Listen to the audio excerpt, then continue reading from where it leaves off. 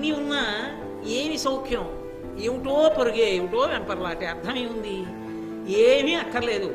ఓ రూపాయి పావల రబ్బర్ బంతి ఒక్కటి ఉంటే చేతిలో 3 గంటల పాటు పరిగెత్తుతూ 7 పెంకు ముక్కలు పేర్చుకుని ఆ వాటిని కొట్టుకుంటూ అవుట్ అంటూ నాట్ అవుట్ అంటూ పరిగెడుతూ వాడిని తప్పుకోమని వీడిని తప్పుకోమని మురిసిపోతూ మేము గెలిచామని మేము ఓడిపోయామని ఒళ్ళంతా చెమట పట్టేసి నూతి దగ్గరికి వెళ్ళి ఆ నీళ్ళన్నీ ఎత్తి మీద పోసేసుకుని శుభ్రంగా ఒళ్ళు తుడిచేసుకుని ఇంట్లోకి వెళ్ళిపోతే అమ్మ ఆ పౌడర్ చేతిలో వేసుకుని ఒళ్ళంతా పేతకు వేస్తుందని అమ్మ చేతుల్లోనూ సంకల్లోనూ ఆ పౌడర్ రాసేసి అమ్మ అన్నం పెట్టే మజ్జిగ అన్నంలోకి వచ్చేటప్పటికే కళ్ళు పడిపోతుంటే వెళ్ళి పడుకుని హాయిగా నిద్రపోయినటువంటి సౌఖ్యం ముందు ఏ ఉద్యోగం ఎన్ని లక్షలు సంపాదిస్తే ఉంది.